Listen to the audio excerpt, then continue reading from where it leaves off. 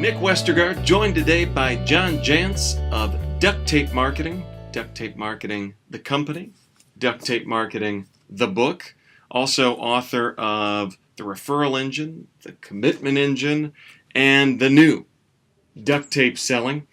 And if I go any longer or produce any more book covers, I'm going to seem a little bit like Kathy Bates in Misery. So, well, I think we should let's just say the Duct Tape Marketing Empire. Let's just say that. That's much better, much better. Fewer covers a lot, gives us lots of latitude.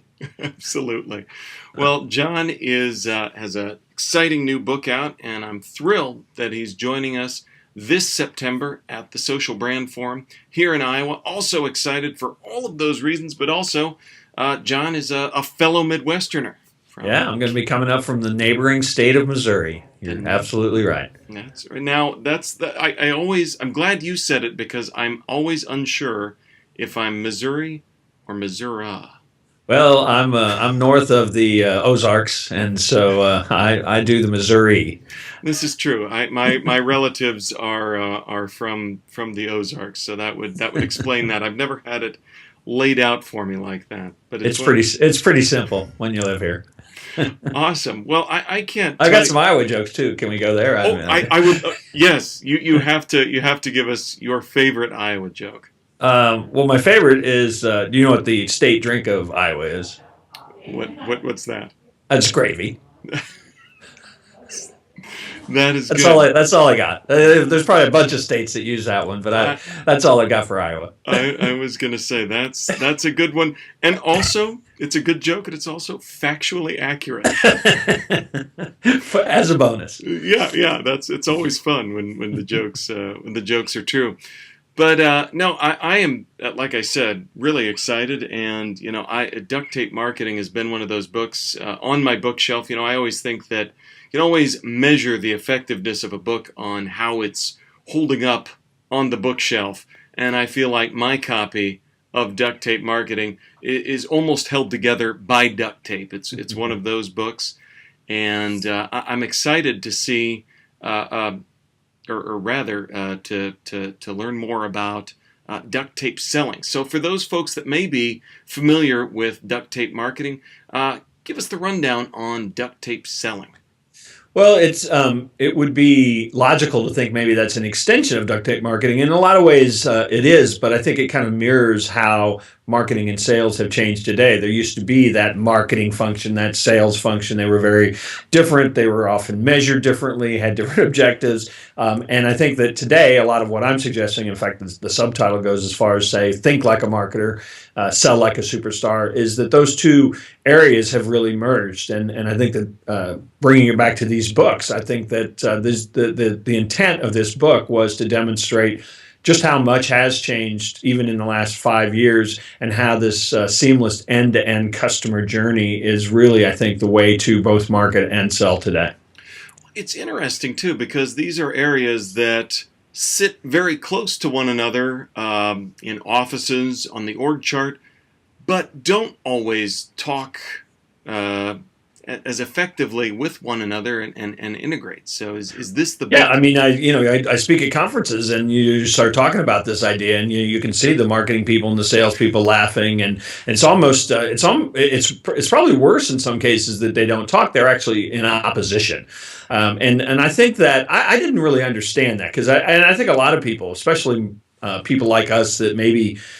Especially in smaller organizations, we're doing marketing and sales at the same time. We don't see a difference half the time, or recognize that there is a difference. But I started investigating this as writing this book, and I had an actual sales manager tell me probably as plainly as possible why it exists. And he says, because of the culture inside the organization. Marketing and sales are measured in two completely different ways. They're compensated in highly different ways, and there's really this tension that the salespeople are overpaid and underutilized, and that the marketing people are underutilized, overutilized and underpaid. And I think that kind of juxtaposition, really, I think, sets up a lot of that opposition. I mean, a lot of times marketing's only charge is go out and generate leads. Doesn't matter if they have a pulse, don't really care. Did you hit your number of leads? Well, of course, then the salespeople are supposed to take that bucket of leads and convert them into sales. So, a lot of the salespeople basically realize at some point that those idiots in marketing don't get it. And so I'm just going to go out and generate my own leads if I'm going to make my number. And I think that really has a lot to do. I'm obviously being over simple in talking about it, but I think that has a lot to do with this kind of age old barrier between those two functions inside of a business. Well, and even those functions too. I mean, what I love about all of your books, whether that is Duct Tape Marketing, which I feel is, it has a system, those two engine books. I mean, your whole idea of building an engine to get your marketing moving. That's what I love, is that you give, you lay it out in a way that's pretty easy to follow. How's the new book laid out? Well, it's very much that way. I mean, it borrows a lot really from the ideas that we've all been talking about the last 5 years or so. The idea of inbound marketing, and really now I'm applying that to selling, is inbound selling. We've been talking a lot about content marketing. Well, the sales folks need to participate in content and building authority and building expertise. And obviously we've talked a lot for the last 5 or so years about social media. And it's interesting.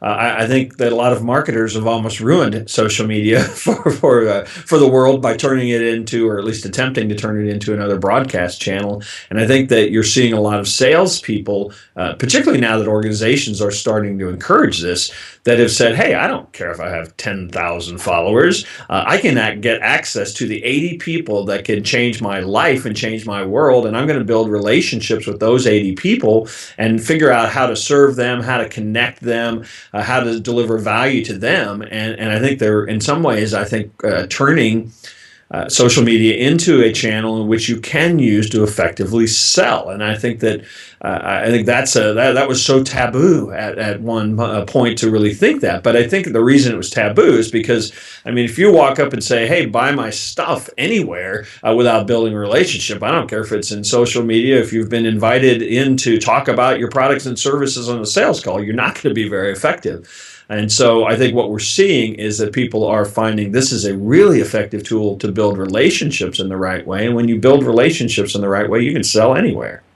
Absolutely. And, in thinking about all of those different roles, I mean, probably the $1 million question, because of kind of that very problem that you describe of who's doing what, and, what should sales be doing, what should marketing be doing, who's the book for? Well, I'm going to give you the greatest marketing answer in the world for this, because it turns out it's for everyone. Now, I wrote the book intentionally, or at least I started out to write a book, and anyone who's written a book realizes usually that there's an evolutionary process that goes on in the writing of it. And I started out thinking, okay, there's all these poor saps out there trying to sell for a living that can't get anybody on the phone. There's no doors left to knock down. What are they going to do? And so I started out writing the book for those folks. And as I kept going farther and farther into it, I started getting feedback from entrepreneurs and small business owners that said, you know what, come to think of it, we've actually been selling mostly, instead of marketing. And this is actually a good roadmap for just a more personal way to market and sell.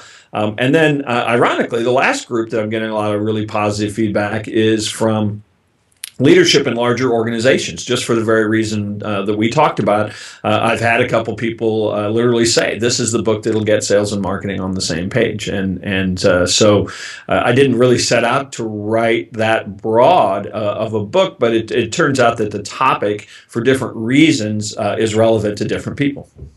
That's, yeah. I mean, that's the thing, too. I think that sometimes we kind of, especially in thinking about who things are for. I mean, I think that I totally see that value in terms of, that it's the same problems that entrepreneurs, small business owners are grappling with, but also at larger organizations too, because it's still about that relationship between marketing and sales that could be closer, could be much better. There's no question, but there's also, I mean, I'm having attorneys write to me and say, I don't do selling. I don't do selling at all, but you're teaching me how to build a personal brand and build authority. And by the way, that helps me sell. So I think that that's really that's really, this word selling and sales has been so bastardized that I think that in some ways, I mean, in fact, I start the book out talking about, your real job is to change the context of how you're even viewed in this role, so that you're not lumped into that kind of negative stereotype.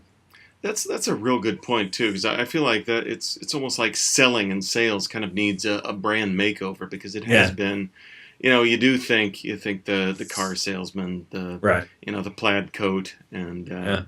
and everything else. I But was going to put mine on for this interview too, darn it. darn it, well, you've saved something for September at the Social That's Brand right. Forum. That's right. So, John Jantsch, thank you so much for joining us here today, telling us a little bit about the book, previewing what you're going to be talking about this fall at the Social Brand Forum. For those folks that want to register, and a reminder that the first 150 to register get a copy of Duct Tape Selling with their registration. We still have a few of those left.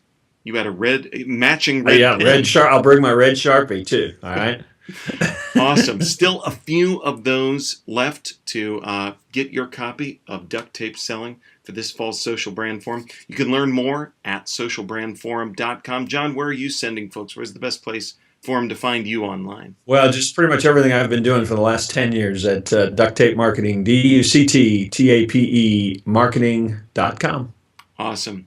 John, thank you very much. Looking forward to seeing you here in Iowa. Maybe gravy optional this fall. Well, I'm planning on driving up, so I'll hit a couple truck stops and cafes on the way. Then you will definitely, gravy will abound.